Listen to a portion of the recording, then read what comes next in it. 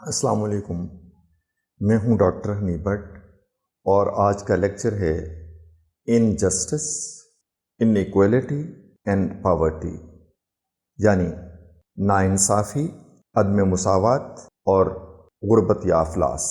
لوگوں کو ان کے بنیادی حقوق کی فراہمی یہ انصاف کہلاتی ہے، اور لوگوں کو ان کے بنیادی حقوق فراہم نہ کرنا یہ ناانصافی کہلاتا ہے۔ اسی طرح یعنی لوگوں کو ان کی زندگی گزارنے کے لیے ان کی صلاحیتوں کی بنیاد پر ایک جیسے طریقے سے حقوق، وسائل اور مواقع پرووائڈ کرنا مساوات کہلاتا ہے، اور لوگوں کو ان کے جائز حصے سے کم دینا یہ غیر مساوات یا عدم مساوات کہلاتا ہے۔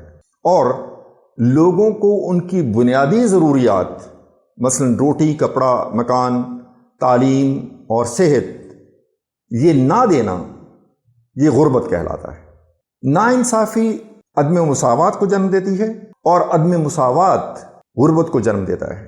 ایسا معاشرہ جس میں انصاف نہیں ہوتا اس میں غربت ہوتی ہے، اس میں ناانصافی ہوتی ہے، اس میں عدم مساوات ہوتا ہے۔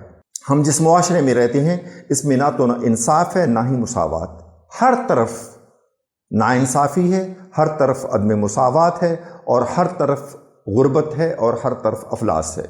اس معاشرے کی اشرافیہ نے اس ملک کے وسائل کو گدوں کی طرح نوچا ہے۔ آج ہم زوال کی آخری حدوں سے بھی آخر تک پہنچ چکے ہیں۔ غریبوں کو ان کی بنیادی ضروریات مثلا روٹی، کپڑا، مکان، صحت اور تعلیم تک میسر نہیں ہے۔ غربت اور مہنگائی اور ناانصافی نے غریبوں کا جینا محال کر دیا ہے۔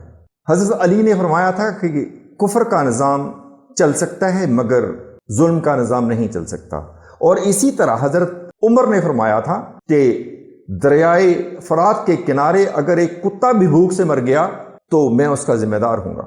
ایسا معاشرہ زندہ نہیں رہ سکتا جس کے اندر امیروں کے گودام تو اناج سے بھرے پڑے ہوں مگر غریبوں کو زندہ رہنے کے لیے سوکھی روٹی تک میسر نہ ہو، جس میں امیروں کے ریفریجریٹرز تو امپورٹڈ مشروبات سے بھرے پڑے ہوں مگر غریبوں کو پینے کے لیے نلکے کا صاف پانی تک میسر نہ ہو، جس میں امیروں کی خواتین تو ریشموں کا مخاب پہنتی ہوں مگر غریبوں کی خواتین کو پہننے کے لیے کھدر کے سستے کپڑے تک میسر نہ ہوں، جس میں امیروں کے بچے تو باہر والی بڑی بڑی یونیورسٹیوں میں تعلیم حاصل کرتے ہوں لیکن غریبوں کے بچوں کو تعلیم حاصل کرنے کے لیے ٹاٹوں والے سرکاری سکول تک میسر نہ ہوں، جس میں امیروں کے رہنے کے لیے تو بڑے بڑے محلات میسر ہوں لیکن غریبوں کو رہنے کے لیے کچے مکان تک میسر نہ ہوں، جس میں امیر تو ہوائی جہازوں میں سفر کرتے ہوں مگر غریبوں کے سفر کرنے کے لیے پبلک ٹرانسپورٹ تک موجود نہ ہو، جہاں پر امیر تو اپنی بچیوں کو جہیز میں کوٹھیاں اور کاریں دیتے ہوں مگر غریبوں کو اپنی بچیوں کے ہاتھ پیلے کرنے کے لیے کچھ بھی موجود نہ ہو۔ ایسا معاشرہ کبھی بھی زندہ نہیں رہ سکتا جس میں امیروں کے بچوں کے لیے تعلیمی نصاب اور ہو اور غریبوں کے بچوں کے لیے تعلیمی نصاب اور ہو۔ ایسا معاشرہ کبھی بھی زندہ نہیں رہ سکتا جس کے اندر طاقتور کے لیے قانون اور ہو اور کمزور کے لیے قانون اور ہو۔ غربت تہذیب کے آداب بھلا دیتی ہے۔ غربت سے مجبور لوگ اپنے بچے بھون کر کھا جاتے ہیں۔ غربت سے مجبور لوگ اپنے گردے اور اپنی آنکھیں بیچ دیتے ہیں۔ غربت کے ستائے ہوئے لوگ اپنی کمسن اور معصوم بچیوں کو دلالوں کے حوالے کر دیتے ہیں۔ غربت کے ستائے ہوئے لوگ آگ میں کود جاتے ہیں، دریاؤں اور سمندروں میں چھلانگیں لگا دیتے ہیں، ٹرینوں کی پٹڑیوں پر لیٹ جاتے ہیں، گھروں کی چھتوں سے چھلانگیں لگا دیتے ہیں، پنکھوں سے جھول جاتے ہیں، زہر کھا کر اپنی زندگیوں کا خاتمہ کر لیتے ہیں۔ غربت، ناانصافی، ظلم کے ستائے ہوئے مجبور لوگ اپنے پھول جیسے بچوں کا گلا اپنے ہاتھوں سے دبا دیتے ہیں۔ بے کس برہنگی کو کفن تک نہیں نصیب، وہ وعدہ ہائے عطل سو کم خواب کیا ہوئے۔ ہر کوچہ شعلہ زار ہے، ہر شہر قتل گاہ، یکجہتی حیات کے آداب کیا ہوئے۔ مجرم ہوں میں اگر گنہگار تم بھی ہو، اے رہبران قوم خطا کار تم بھی ہو۔ یہ شاہراہیں اسی واسطے بنی تھی کیا کہ ان پہ دیس کی جنتا سسک سسک کے مرے؟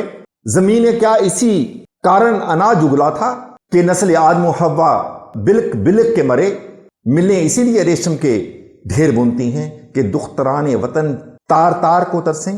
چمن کو اس لیے مالی نے خون سے سینچا تھا کہ اس کی اپنی نگاہیں بہار کو ترسیں، اور جب چلی ٹھنڈی ہوا بچہ ٹھٹر کے رہ گیا، ماں نے اپنے لال کی تختی جلا دی رات کو۔ افلاس نے بچوں کو بھی سنجیدگی دے دی، سہمے ہوئے رہتے ہیں شرارت نہیں کرتے، اور رازق تو اپنے رزق کی تقسیم دیکھ لے، ماں نے تھپک کے لال کو بھوکے سلا دیا۔ صاف کرتا تھا جسے اپنے پھٹے کرتے سے کل، آج وہ بچہ اسی گاڑی کے نیچے آ گیا۔ اس کے ساتھ ہی میں اپنا لیکچر ختم کرتا ہوں۔ Thank you very much. اللہ حافظ۔